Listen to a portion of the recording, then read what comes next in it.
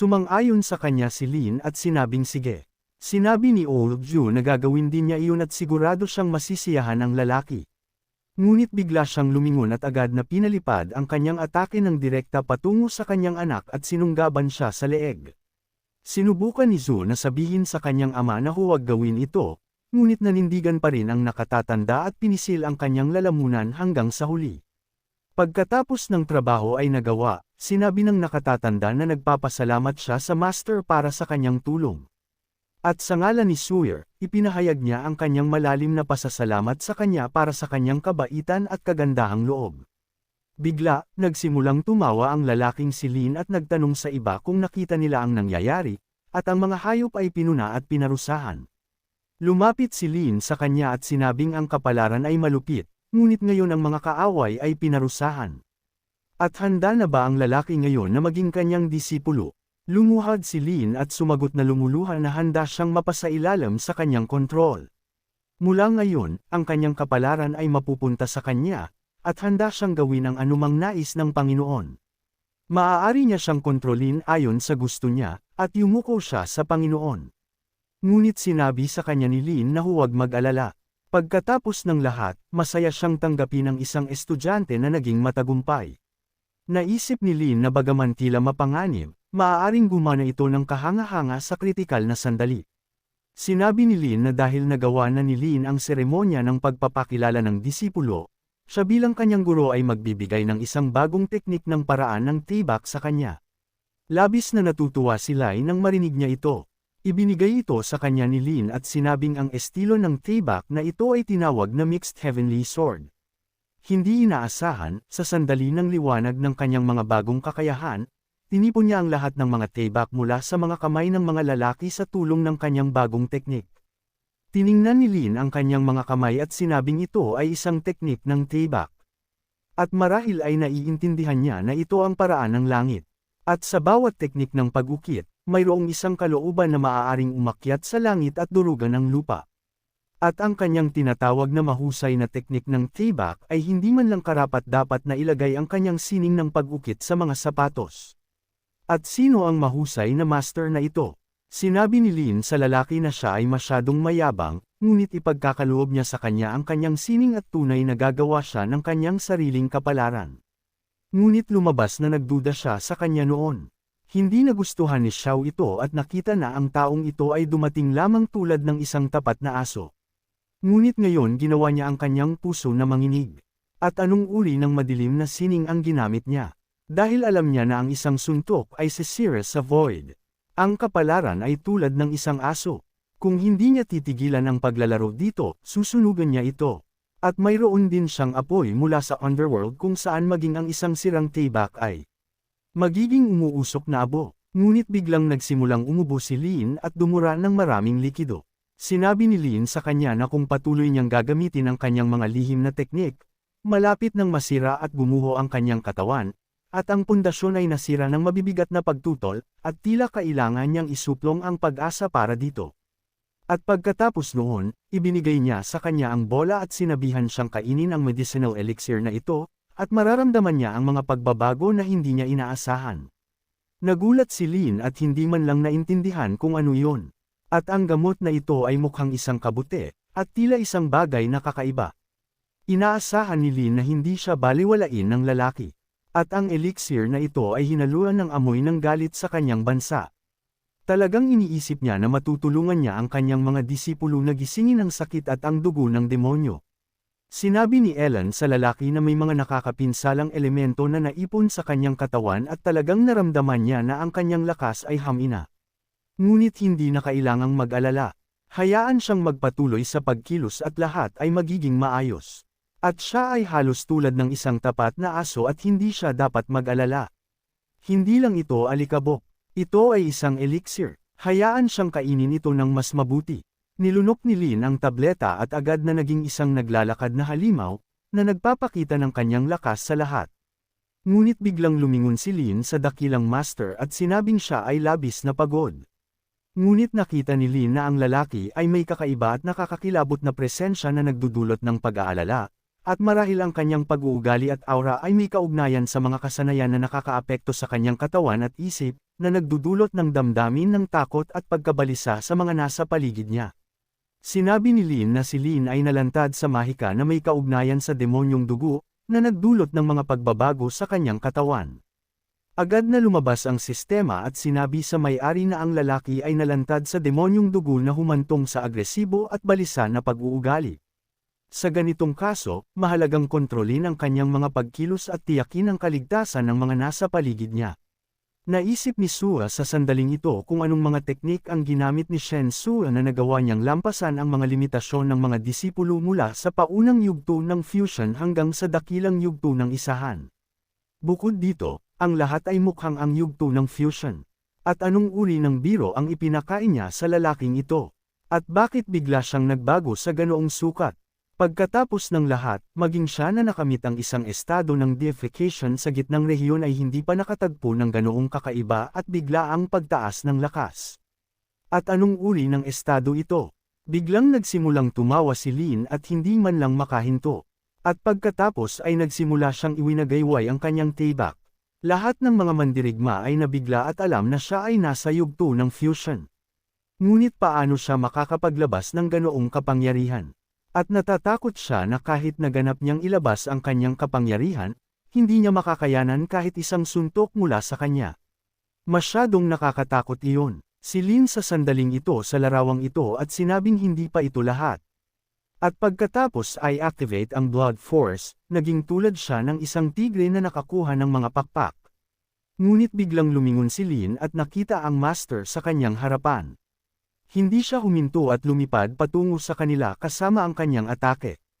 Ngunit tumayo si Lin ng tahimik at sinabing mula sa araw na ito pasulong, hayaan siyang hanapin ang kanyang kapalaran at magising sa dakilang landas. Ito ang kapangyarihan ng kanyang bagong disipulo.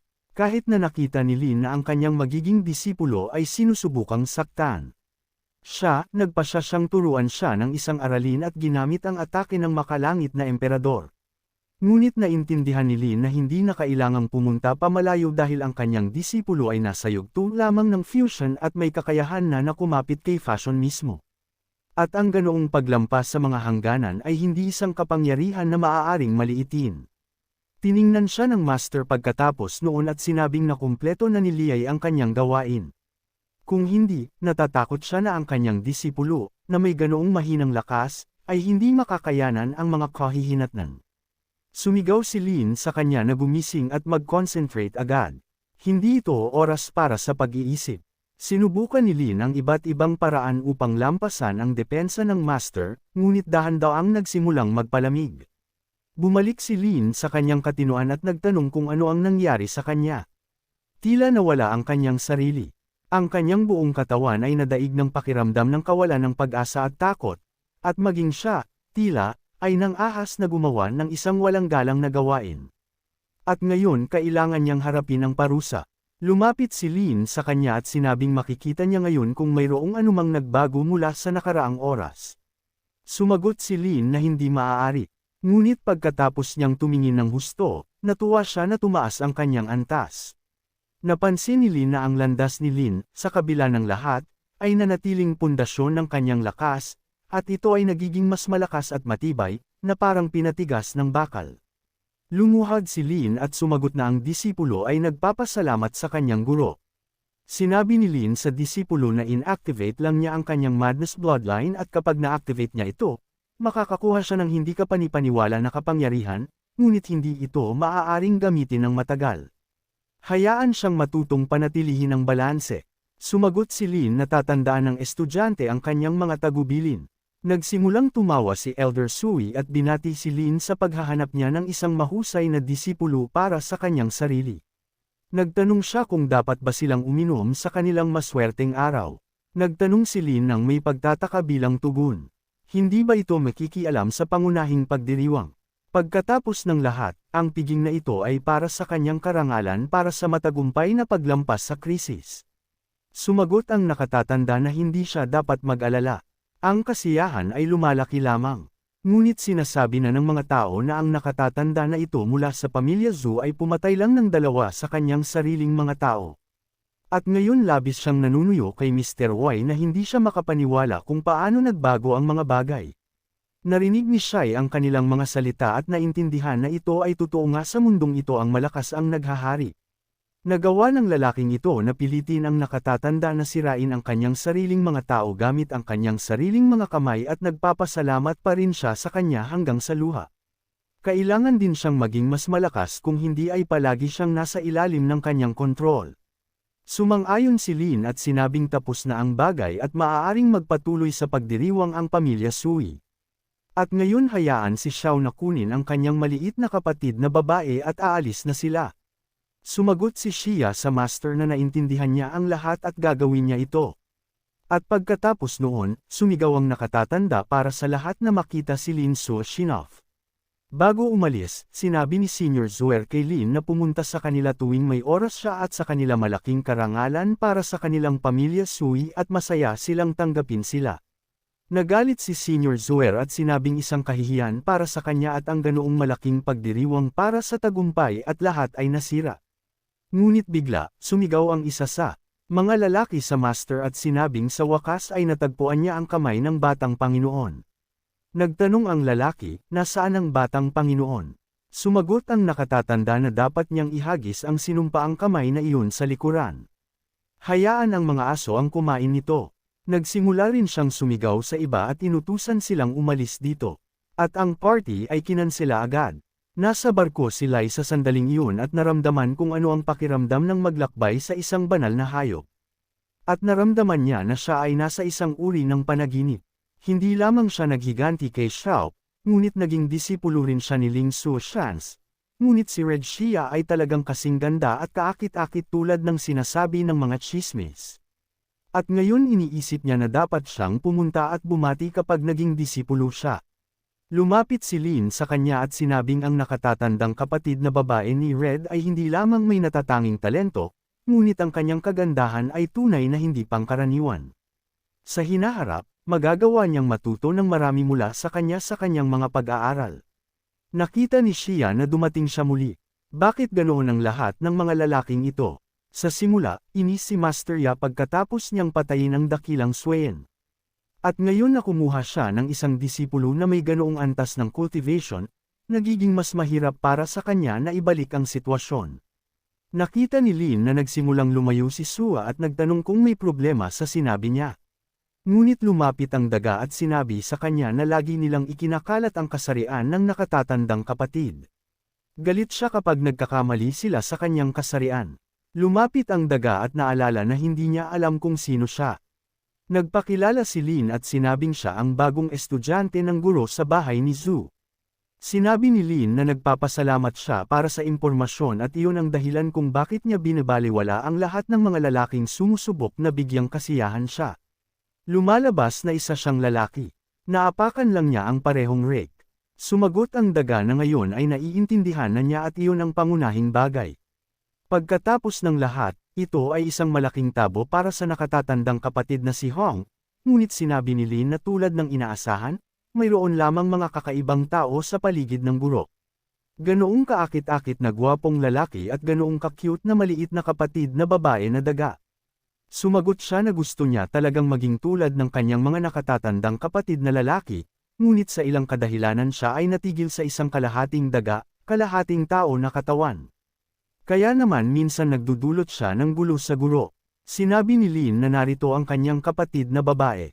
Hindi niya sadyang pinapanatili ang form na ito at sa tingin niya ay medyo cute at kakaiba siya. At oo, kung ito ay isang transformation technique, kung gayon nang naglalakbay siya sa silangang rehiyon, nakakita siya ng isang lihim na teknik at marahil ay tutulungan niya itong bumalik sa kanyang anyo ng tao ng ganap. Kung hindi alintana ng kanyang kapatid na babae, maaari niya itong kunin. Nasiyahan si Sai at sinabing kung magawa ang lahat, hindi na siya magdudulot ng mga problema sa guro. Labis siyang natuwa at sumigaw sa guro na marahil ay maaari siyang ganap na bumalik sa anyo ng tao at hindi na siya magdudulot ng anumang gulo sa kanya. Nagulat si Lin at sumagot na kung may ganoong magandang balita, mamimiss ng guro ang kanyang malambot, mabalahibo na ulo ng daga. Sinabi niya sa guro na huwag mag-alala, ngayon ang daga ay maaaring magbago ng hugis ayon sa gusto. Kung nais ng guro na makita ang isang bagay, ang daga ay magiging ganyan. At nakalimutan niyang tanungin siya kung kailangan ba talaga nilang bumalik sa sekta ngayon. Nagtanong si Lin ng may pagtataka, anong pagbalik sa sekta? Siyempre hindi. Ang kanyang bundok ay napakakul at kailangan niyang ipakita ito kahit saan. At inutusan niya si Akon na apakan ng gas.